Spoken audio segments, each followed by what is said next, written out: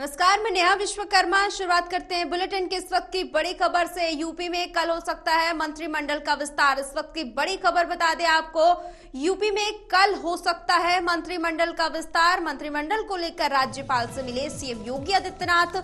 OP Rajbhar समेत कई नेताओं के नाम सामने आ रहे हैं। यूपी में कल हो सकता है मंत्रिमंडल का विस्तार। मंत्रिमंडल को लेकर राज्यपाल से मिले सीएम योगी आदित्यनाथ।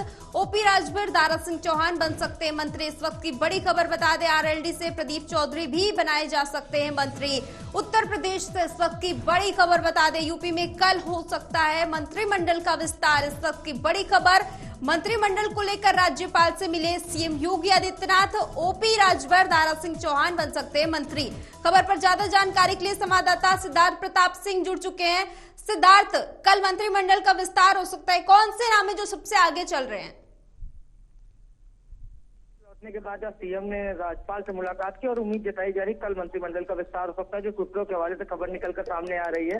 और आज शाम तक उम्मीद है कि लिस्ट दे दी जाएगी, लिस्ट पहुंचा दी जाएगी राजभवन में। तो कहीं ना कहीं मंत्रिमंडल विस्तार, जिसमें सबसे महत्वपूर्ण नाम ओम प्रकाश राजभर, दारा सिंह चौहान, प्रदीप चौधरी, आरएलडी के कोटे से 2 मंत्री बन सकते हैं। ओपी राजभर मंत्री बन सकते हैं, दारा सिंह चौहान मंत्री बन सकते हैं, बीजेपी से कोई एक चेहरा मंत्री बन सकता है। तो कहीं ना कहीं अब लंबे समय से इंतजार खत्म होने वाला है। ओपी राजभर और दारा सिंह चौहान का लगातार। ओपी राजभर मीडिया से जब भी बात करते थे एक चीज जरूर कहते थे कि जल्द ही मैं मंत्री बनूंगा। तो कहीं ना कहीं अब ओपी राजभर के लिए तो अच्छा समय आने वाला है और ओपी राजभर की अब मंशा पूरी होने वाली है और ओपी राजभर अब मंत्री बन सकते हैं उत्तर प्रदेश सरकार में। जी, किस तरह की चुनौतियां हो सकती हैं अगर हम बात करें, क्योंकि चुनाव भी है, सभी की नाराजगी को ध्यान में रखकर इस तरह के फैसले लिए जाते हैं। तो क्या कुछ और हो सकता है जिसको बीजेपी को ध्यान में रखने के लिए बहुत एक तरह से कह सकते हैं कि ध्यान रखने की जरूरत है?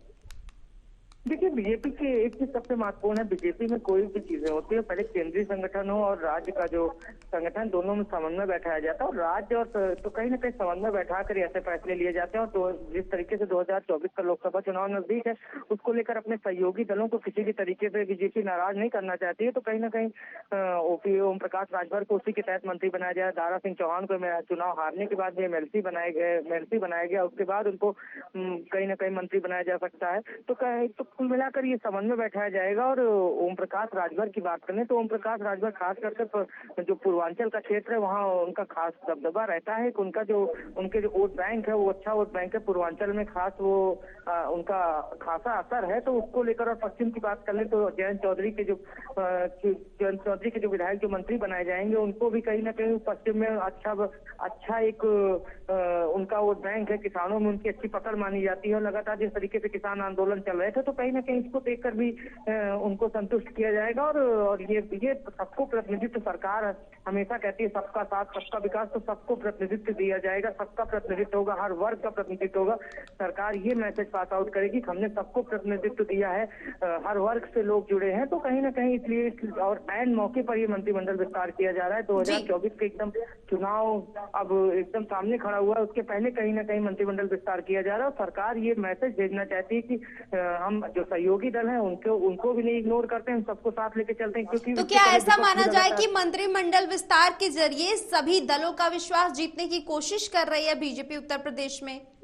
जी बिल्कुल, विपक्ष जो है लगातार इस तरीके से चाहे अखिलेश यादव हूँ, लगातार इसकी ये कहते रहते हैं कि ओम प्रकाश राजभर को लेकर लगातार वो चुटकी लेते रहते हैं। जब भी मीडिया से मिलते हैं जरा ये हमेशा ये कहते हैं पूछ लीजिए कब मंत्री बनेंगे। उनके नेता भी लगातार ये कहते रहते हैं। तो कहीं ना कहीं ये कोशिश होगी कि ओम प्रकाश राजभर हो या फिर जो और सहयोगी दल है वो कम से कम पॉजिटिव एटीट्यूड से जाए चुनाव लड़ने और मजबूती से मेहनत करें। उनके मन में ये ना रही चीजें कि बीजेपी ने वादा किया था उसको पूरा नहीं किया। तो कहीं ना कहीं सरकार की ये कोशिश है कि अब मंत्रिमंडल का विस्तार कर दिया जाए। और कल दिल्ली से लौटने के बाद आज जिस तरीके से सीएम ने मुलाकात की राज्यपाल से, तो उम्मीद ये जताई जा रही है कि कल मंत्रिमंडल विस्तार हो जाएगा और कई ऐसे जो सहयोगी दल के जो खास चेहरे हैं उनको कहीं ना कहीं मंत्री बना दिया जाएगा। बहुत बहुत शुक्रिया सिद्धार्थ, ज्यादा जानकारी के लिए।